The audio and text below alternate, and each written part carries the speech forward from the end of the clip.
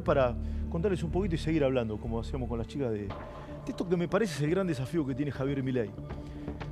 En el medio de toda esta pirotecnia verbal. Hoy hay un tuit de Milei muy interesante, exquisito diría mi amigo Majul, que voy a tratar de analizar en un ratito. Cuando habla de Gramsci, sin nombrarla, habla de Lali Espósito. En un ratito lo voy a tratar de analizar.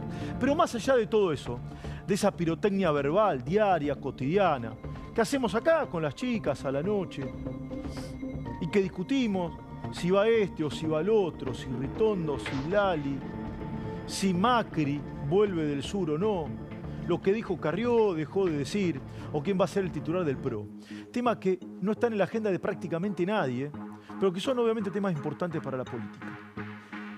Por fuera de toda esa pirotecnia verbal, el gobierno de Milei, entiendo, será juzgado básicamente por esto.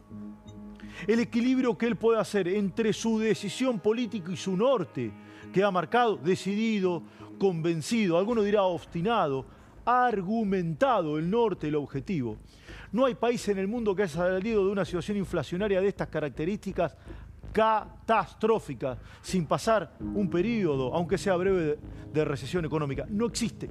No existe. No hay experiencia en el mundo, ¿sí?, de un país que salga en el corto plazo de una herencia de esta magnitud.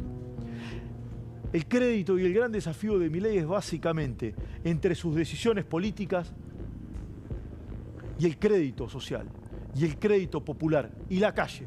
Pero básicamente estas dos palabras que construyen la idiosincrasia de Argentina.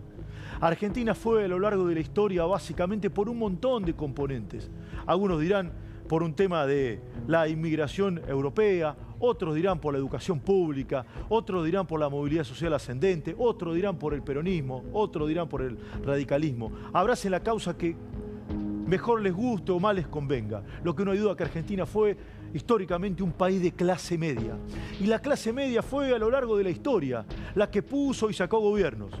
Generalmente a través del voto, o si no con situaciones muy complejas y muy drásticas como se vieron en el último tiempo, con la hiper de Alfonsín o con la salida de la Rúa. Y con algo muy coincidente, tristemente coincidente, que siempre el peronismo estaba en la oposición.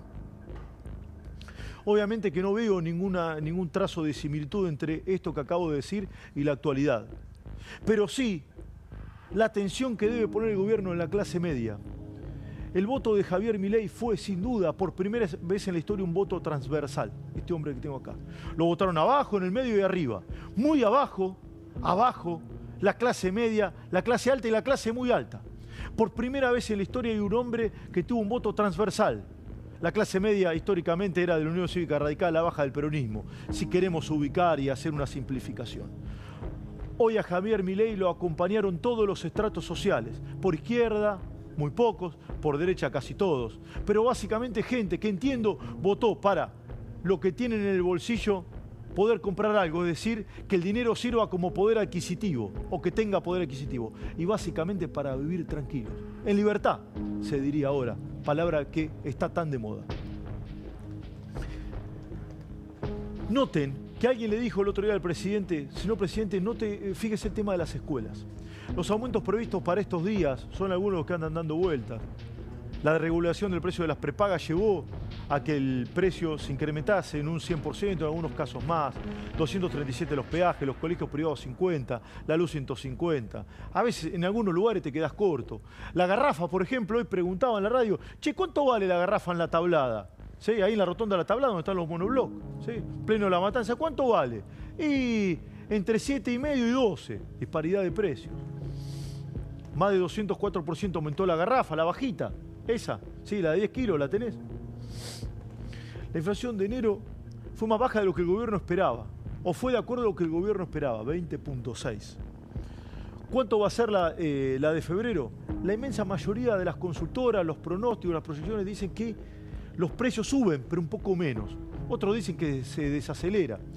Un rato voy a hablar con Miguel Bogiano, que es economista, y va a nutrirnos de mayor tecnicismo a todo esto.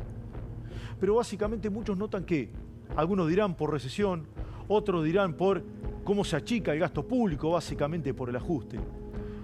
Otros dirán porque mucha gente no tiene guita, muchos precios, ¿sí?, bajan, suben un poquito menos. Y gran desafío de Milei es esto, y básicamente la clase media. Noten otra cuestión. La situación en el país es catastrófica y a mi modo de ver, no por responsabilidad de este hombre que está atrás mío, sino básicamente por el legado más endiablado y la peor herencia que ha dejado un gobierno a otro. El peronismo saliente, hoy pirotécnico en la calle, que le ha dejado a Milei una verdadera bomba. Desactivarla es imposible que se realicen en 3, 4 o en 5 meses. ¿Sí? Noten esto y con esto cierro. Que gran parte de la ayuda de Milei va a la clase baja. Hay 300% de aumento en la asistencia social. No alcanza para nada, pero hay un aumento del 300%. ¿Alcanza? Para nada. Pero está ahí el esfuerzo. Por eso alguno quizás observe, che, ¿y para la clase media cuándo? Este es el gran desafío que tiene Milei. Que hoy, que tiene Milei, que tiene el gobierno y que tienen todos los argentinos también. Hoy Milei tuiteó esto. Yo no sé si tenés el tuit de Javier Milei. A mi modo de ver, muy interesante, ¿sí? Que invita a pensar y a reflexionar, más allá de que guste o no guste. Dice Milei que el sistema está podrido, el sistema político argentino, cultural, empresarial, está podrido. Y dice, desarmando el Gramsci cultural, y cultural lo pone con K. Básicamente dice Milei que sale pus en todos lados.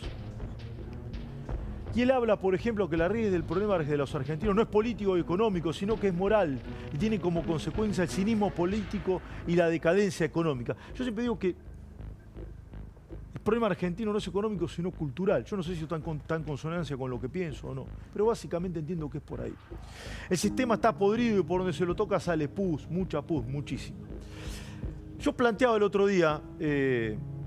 si Milei debía personificar y pelearse, por ejemplo, con una cantante como Lali Espósito. Yo creo que se excedió el presidente de la Nación y lo planteé en la consideración. Más allá que pueda tener razón o no, sino por un tema de asimetría. No me quiero meter de nuevo en ese tema, pero sí que entendamos esto. ¿Por qué Milei no habla de Cristina? ¿Por qué Milei habla poco y nada de Massa? ¿Por qué Milei casi no nombra a Alberto Fernández? ¿Por qué Milei no personifica el kirchnerismo?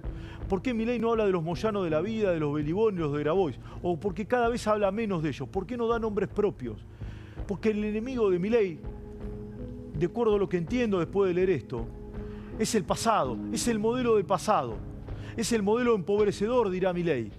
Y no una persona en particular, 2 o 3 o 4, sino que este modelo empobrecedor, esta característica de manejar la cosa pública, que ha llevado a la Argentina a ser un país pobre. Ayer en este estudio, el titular del Observatorio de la Deuda, del Observatorio Social de la Universidad Católica, decía que hoy en Argentina se calcula que hay 55% de pobres, 55% de pobres. Es decir, el enemigo de este hombre es el pasado y ese modelo, esa forma de hacer política. Algunos resumen y simplifican como la casta. A mí las simplificaciones mucho no me gustan. Milei va a viajar a Corrientes y entiendo que la semana que viene probablemente haya cadena nacional. Para denunciar algo vinculado con la corrupción, lo veremos. Lo veremos. Así arrancamos, vamos. Sí, me voy a ir con Carla Ricciotti a la estación del SUBE. Vamos, donde están cargando el SUBE. Ricciotti, ¿cómo te va? ¿Qué haces, Carla?